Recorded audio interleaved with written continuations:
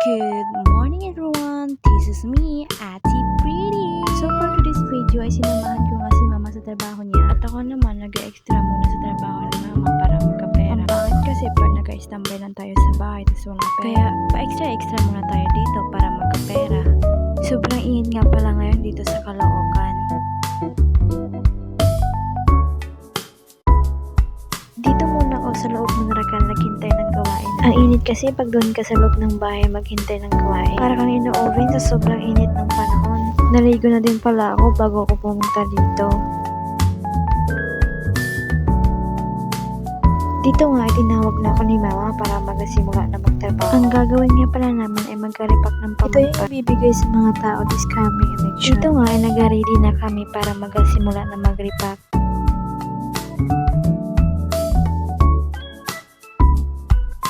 May nagtatanong nga sa akin kung bakit nagtatrabaho daw ako. Dalaga pa man daw ako at wala pa naman daw akong binubuhay na anak. Nagtatrabaho po kasi gusto ko po makatulong sa pamilya namin, lalo na po sa mama ko. Kasi sa panahon ngayon, kailangan natin dumiskarte.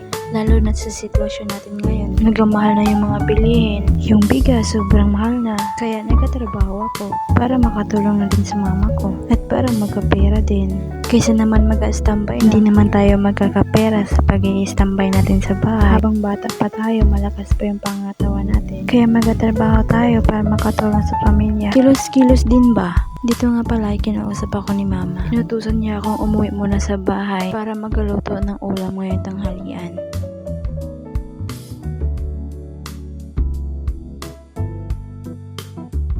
Pauwi na ako dito at sakto din may nakita ako nagtitinda ng isda. At napabili na din kami ng isang bango. Sakto din iihaw namin para iulan namin ngayong tanghalian.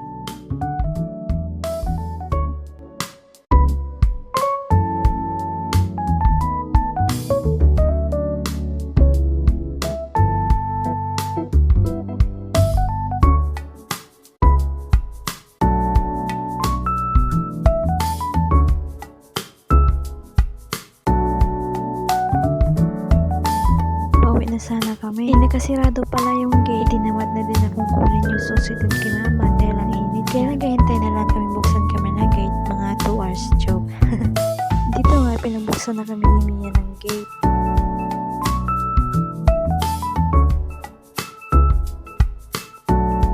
Dito nga nilinisan ko na yung bangos na binili namin.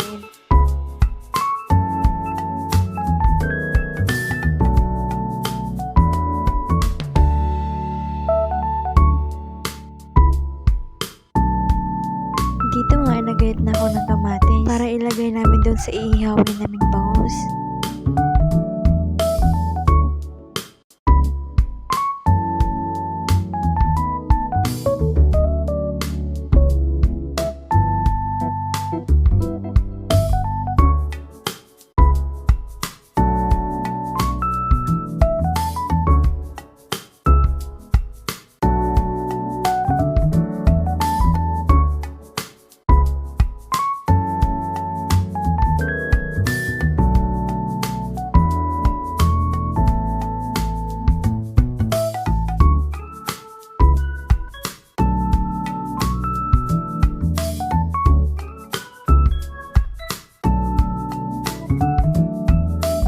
Pagkatapos kung gayatin at timplahan yung kamatis, ay ilalagay ko na yung mga kamatis dito sa iihawin ng bangus.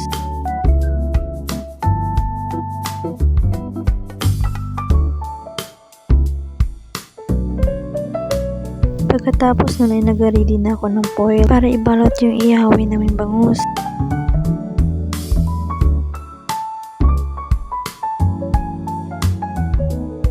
Itinabi ko muna yung iihawin naming bangus at itong embutido muna ang uunahin kong lutuin kasi ito yung na-request ni mama sa akin na lutuin ko daw.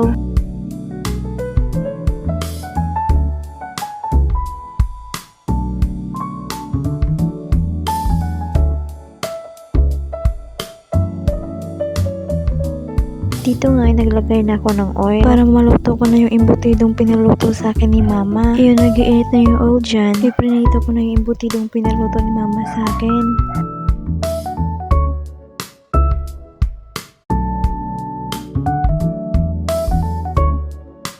Pagkatapos ko maprito na yung potato, sunod ko isinilalang itong ihawin ng bangus. bangus. At syempre, bantayan natin yung inihaw nating bangus, baka masunog. A few moments later. At dito nga, iluto na yung inihaw ng bangus.